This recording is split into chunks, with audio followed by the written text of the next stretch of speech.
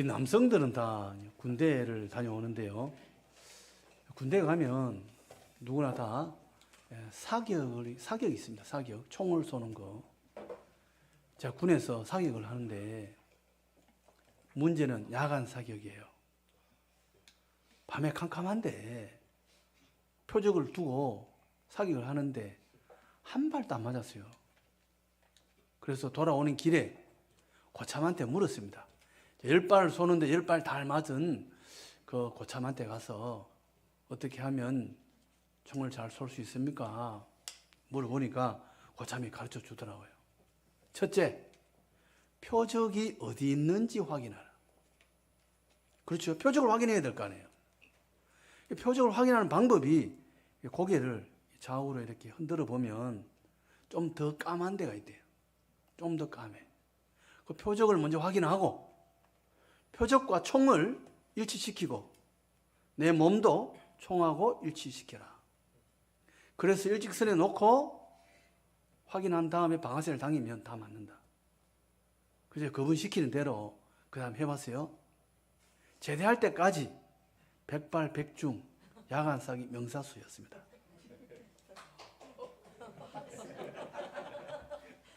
우리 신앙생활도 마찬가지예요. 누구하고 일치돼야 돼요? 하나님하고 내하고 일치가 돼야 돼요. 하나님께서 나에게 무엇을 요구하시는지, 하나님께서 어디에서 일을 하시는지, 하나님의 관심이 어디에 있는지 그걸 살펴야 돼요. 하나님하고 나하고 일치가 되지 않고 내가 충성하고 헌신하면 하나님 앞에서 가치가 없을 수 있어요. 그렇잖아요? 나는 하나님이 저기 계신다 생각하고 충성했는데 하나님께서 너는 엉뚱한 데 가서 일하더라. 만약에 그런다면 내가 충성하고 헌신한 게 무슨 가치가 있겠냐고요. 예? 무슨 가치가 있어요? 아무 가치 없어요. 중요한 것은 하나님께서 어떻게 생각하시느냐예요. 그래서 나의 충성과 헌신, 열심도 중요하지만 그 열심이 하나님의 마음에 맞느냐 안 맞느냐 이거 확인해야 되는 거죠. 저는 동물의 왕국을 좋아하는데요. 동물의 왕국 보면요. 원숭이가 소리를 내요. 비명을 지릅니다. 그러면 거기에 호랑이가 있다는 신호예요. 그럼 사슴이 그 원숭이 소리를 딱 들으면 어떻게 해요? 딱 순간적으로 씁니다. 도망 바로 간가요? 왜요? 호랑이가 어디 있는지를 확인을 해야 되는 거예요. 무턱대고 달리면요. 호랑이한테 딱 잡혀요. 그 사슴들이요. 딱 귀를 쫑긋하고 코도 냄새도 맡고 온털을 신경 써가지고 호랑이가 어디 있는지 확인을 해요. 호랑이가 여기 있다. 그럼 반대로 도망가요. 앞에 있다. 뒤로 도망가고. 어디로 갈지를 판단을 어떻게 해야 돼요? 호랑이가 어디 있는지를 확인을 한 다음에 뛰어야 돼요. 무턱대고 뛰면 망할 수가 있어요. 우리도 마찬가지죠. 하나님께서 원하시는지 안 하시는지, 하나님의 뜻이 어디 있는지 아닌지 이걸 확인한 다음에 우리는 하나님의 일을 하게 될 줄로 믿습니다. 이게 왜 중요하냐? 오늘 본문에 바나바와 사울이 선교사로 가는데 뭐라고 이야기합니까? 두 사람이 성령의 보내심을 받아 하나님의 뜻대로 지금 일을 한다 이 말이에요. 자기들 마음대로 일을 하는 게 아니고 내 좋은 대로 일하는 게 아니고 성령님의 보내심을 받아서 하나님과 일치되어서 그 다음에 하나님 일을 하더라 이 말이죠. 성령의 보내심을 받아서 어디로 갔느냐? 실루기아에 내려가서, 실루기아는 안디옥 교회하고 26km 떨어져 있는 항구예요. 그 항구로 가서 배 타고 구브로에 가서, 이 구브로가 육지에서 직선거리로 100km 떨어진 큰 섬입니다. 우리나라 같으면 제주도보다 한 두세 배, 아니면 경상남도 뭐 그 정도로 큰, 제주도 한 두세 배 되는 그런 큰 섬이에요. 지금의 키프로스입니다. 100km 떨어진, 육지에서 100km 떨어진 그 섬으로 갔습니다. 왜 성령께서 하필이면 구브로 섬으로 선교를 가도록 하셨을까? 뭐 다른 데 갈 때도 많잖아요. 다른 데 갈 때도 많은데 왜 하필이면 구브로였을까? 이 구브로는요, 어떤 곳입니까? 구브로는 사도행전 4장 36절에 보면 구브로에서 난 레위족 사람이 있으니 이름은 요셉이라 사도들이 일컬어 바나바라, 번역하면 위로의 아들이라. 바나바의 고향이에요. 바나바는 레위 사람이에요. 바나바가 고향에 간 거니까 어디에 회당이 있는지 누구가 있는지 다 아는 거죠. 제가 필리핀에 가서 거기서 선교사님들 만나가지고 이야기를 하는데 한 선교사님이 그런 말을 하더라고요. 우리나라는 선교사를 파송하면 바로 선교사들한테 선교 보고를 보내라 이런데요. 선교사가 3년 동안은 거기 가서 뭐 하느냐? 언어를 배워야 된대요. 그렇겠죠. 필리핀에 가서 뭐 영어도 배우고 따갈로우도 배우고 그 사람들의 풍습도 배우고, 예? 3년 동안은 그거밖에 못해요. 그걸 이제 기초를 닦는 거죠. 그 다음에 건축을 하는 거 아니에요. 3년 지나야, 예? 전도도 하고 그 사람들하고 말도 하고 전도도 교회도 세우고 그런 거죠. 가자마자 막 교회 세우고 막 그게 가능합니까? 가능하지 않다는 거예요. 그래서 필리핀 마닐라에 선교사들이 엄청나게 많이 와 있대요. 그 사람들 보고 왜 노느냐 그러지 마라. 그 사람들 지금 배우는 중이다. 기초를 닦고 있는 중이다. 그런 말 들었어요.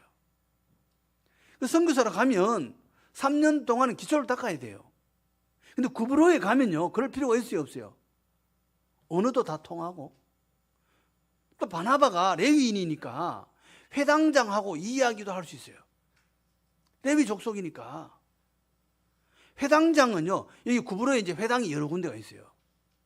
회당에 가서 먼저 전도를 합니다. 회당에는 유대인들이 오겠죠. 또 유대인화된 현지인들도 있을 수 있습니다. 그래서 그 사람들이 회당에 오는데 회당장은요, 우리 같으면 주일날 설교하는 강사를 회당장이 정할 수 있습니다. 회당장이 오늘은 이 사람 정하고 다음 날은 다른 사람 정할 수도 있고. 근데 바나바가 가서 이야기할 수 있는 거죠. 내가 유명한 사람을 모시고 왔다. 대단한 사람을 모시고 왔다. 누굽니까? 사울이라는 사람인데 가말리엘 문화생이다. 가말리엘 문화생이다. 이게 다 통하는 거예요. 우리 같으면 서울대 출신이다. 연고대 출신이다. 이화 여대 졸업했다. 이런 식이에요. 누구든지 알아주는 거죠. 가말리엘 문화생이다 하면 다 알아주는 거예요. 가말리엘 문화에서 공부한 성경의 박사를 내가 모시고 왔습니다. 그러면 뭐라고 할까요? 아유, 우리 교회 와서 한번 말씀 한번 전해주시면 좋겠습니다. 멀리서 와서 지금 피곤해가지고 나올 수 있을지 모르겠습니다. 여기서 며칠 묵으니까요, 좀 기다려 주시죠. 그러면 회당장이 뭐라고 하겠어요? 아유, 우리 교회 오시라고. 우리 교회 오시면 우리가 호텔비도 대주고 가실 때 거마비도 대주고 할 테니까 빨리 왔으면 좋겠습니다. 2박 3일 동안 부흥회하면 어떨까요? 제가 시간이 되는지 한번 알아볼게요. 사울에게 가서 이야기하고, 예? 2박 3일 부흥회하고 그러지 않았을까요? 바나바가 있으니까 회당에 가서 전하기가 쉬운 거죠. 이 사울이 회당에서 말씀을 전할 때 어떤 말을 전했을까요? 사울이 한 말에 키포인트가 어디 있을까요? 뭐 정치 이야기하고 뭐 경제 어떻게 이야기하고 그런 이야기 했을까요? 고린도전서 2장 2절에 보면 이렇게 말합니다. 내가 너희 중에 예수 그리스도와 그의 십자가에 못 박히신 것 외에는 아무것도 알지 아니하기로 작정하였습니다. 바울은요, 어디 가든지 예수 이야기를 했어요. 왜요? 성경의 핵심이 예수예요. 우리가 아브라함을 따라가면요, 성경은 위인전이 아니에요. 아브라함을 높이지 않아요. 아브라함에게 찾아가면 우리는 아브라함이 대단합니다. 아브라함 찾아가면 아브라함은 우리에게 뭐라고 말합니까? 예수를 만나십시오. 예수를 우리에게 소개합니다. 창세기 22장 18절에 뭐라고 말합니까? 내 씨로 말미암아 천하 만민이 복을 받으리니. 내 씨가 누굽니까? 단수예요. 예수 그리스도를 이야기하는 거예요. 예수로 인해서 천하 만민이 복을 받는다. 예수 믿는 자는 누구든지 구원받는다. 그 이야기 안 해요.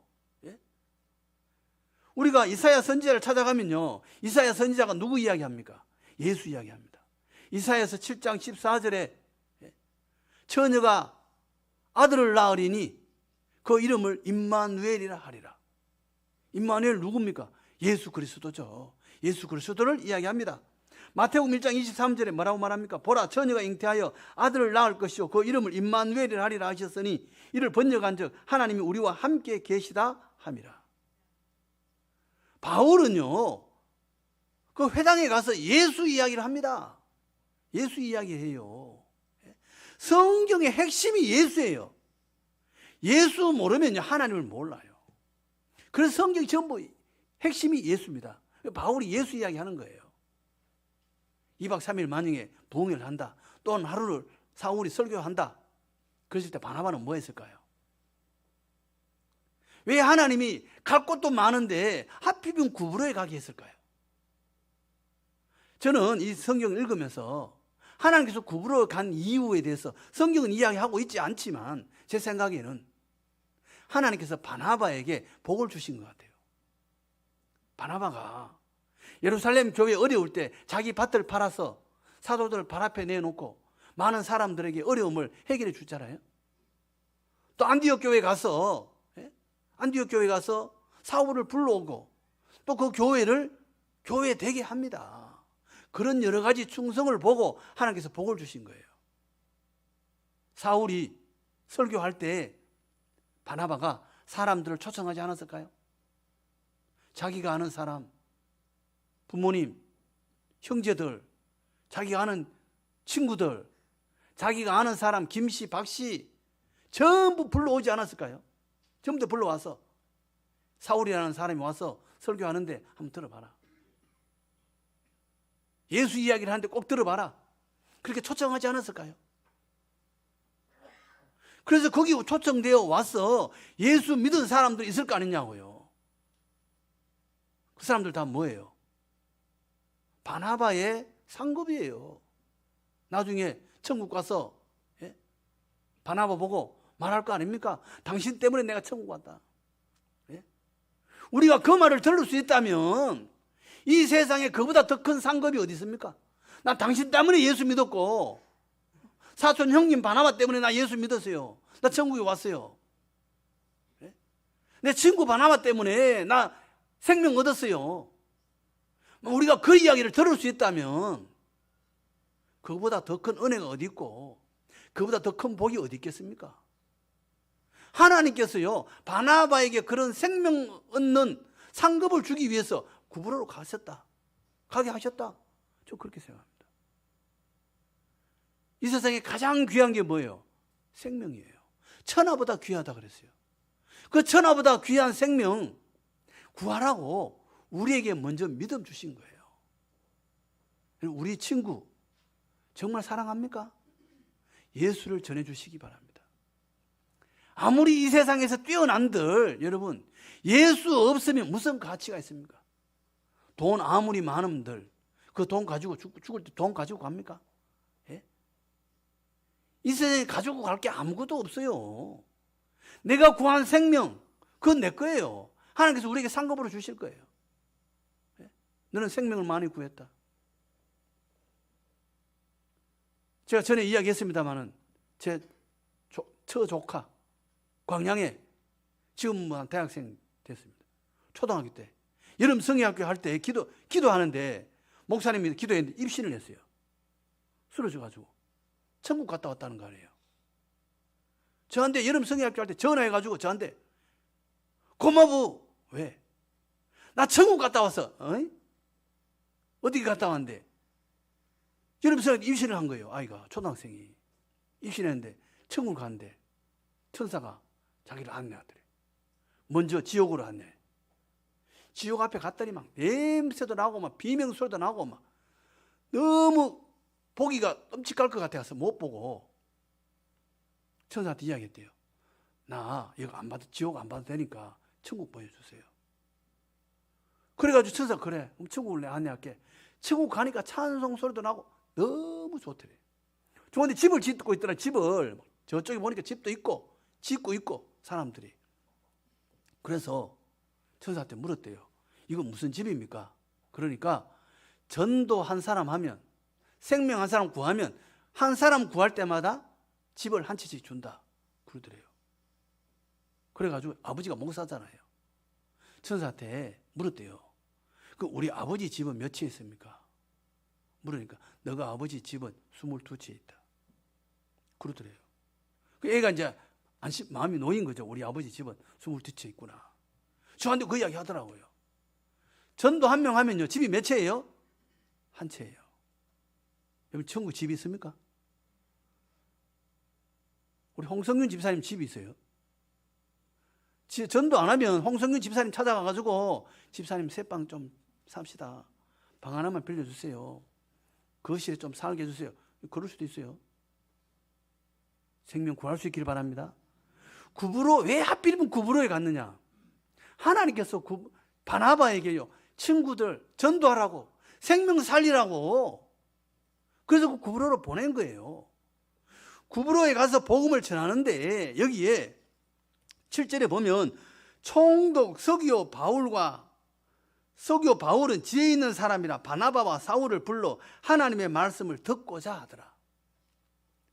총독이 높은 사람이잖아요. 근데 이 사람이 지혜가 많은 사람이에요. 그리고 관심이 있어요. 따로 불렀겠죠. 나에게 예수 이야기를 해주시오. 나 예수 이야기 한번 듣고 싶다. 그래서 예수 이야기를 하는데 방해하는 자가 있어요. 방해하는 사람이 누굽니까? 6절에 보면 바예수라 하는 유대인 거짓 선지자인 마술사를 만나니, 이 마술사가 거짓 선지자예요. 이름이 뭐예요? 바예수입니다. 바라는 말은 아들이라는 뜻이에요. 바요나 시모나, 요나의 아들 시모나 이런 뜻이에요. 바디메오, 디메오의 아들이라는 뜻이에요. 바는 아들이라는 뜻입니다. 그 바예수니까 이름이 바예수예요. 그럼 뜻이 뭐예요? 예수의 아들이에요. 예수의 아들인데 이름이 예수를 대적해요. 이건 뭐예요? 이단이다, 이단. 비슷해요. 예수의 이름을 갖고 있어요. 바예수, 예수님의 이름을 갖고 있는데 예수의 아들이라는데 아들 아니죠. 비슷한데 아니에요. 피 다르죠? 비슷해요. 발음이 벼랑 피랑 비슷합니다. 완전히 달라요. 벼는 곡식이고요, 피는요 독초예요, 악초예요. 벼를 열매 맺지 못하게 방해하는 풀이에요. 그런데 벼는 나중에 익으면 어떻게 됩니까? 고개를 숙이고, 피는요 고개를 들어요. 한 뼘 정도 키가 더 큽니다. 피가. 추수하기 전에 어떻게 합니까? 농부들이 피는 먼저 잘라서 거두어 버려요. 나중에 그게 밭에 떨어지면 안 되니까. 이 바예수는요 피 같은 사람이에요. 이단이에요. 비슷한데 아니에요. 방해합니다. 방해하니까 바울이 뭐라고 말합니까? 10절에 마귀의 자식이요 모든 의의 원수요 주의 바른 길을 굽게 하기를 그치지 아니하겠느냐. 보라, 이제 주의 손이 내 위에 있으니 내가 맹인이 되어 얼마 동안 해를 보지 못하리라. 바울이 성령 충만해가지고 너 맹인 될 거야. 그러니까 바로 즉시 맹인이 되어버렸어요. 얼마 동안 이 사람 눈을 못 떴겠죠. 그러니까 어떻게 했다고 말합니까? 총독이 그렇게 된 것을 보고 믿으며 주의 가르치심을 놀랍게 여기니라. 총독을 예수 믿게 하는데 총독을 설득하거나 총독에게 특별히 말하거나 그게 없어요. 총독을 잡고 있는 게 누구예요? 바예수예요. 바예수를 쳐버리니까, 사단을 쳐버리니까 총독이 그걸 보고 예수 믿게 됐더라 이 말이에요. 우리나라에 평양 신학교 최초의 7명 졸업생이 있습니다. 그 중에 한 사람이 길선주 목사님이고 또 그 중에 한 분이 이기풍 목사님입니다.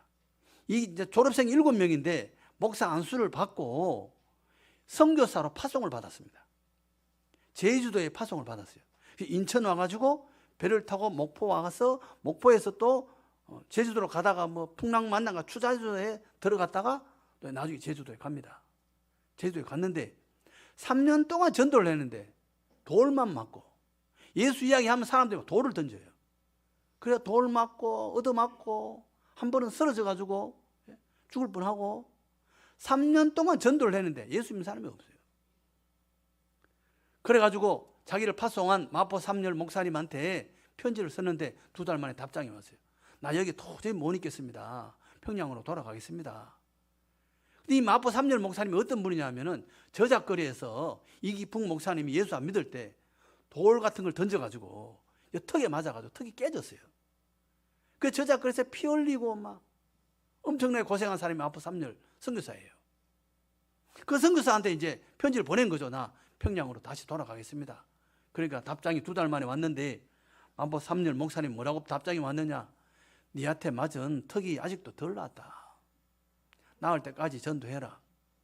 그래 답장이 온 거예요.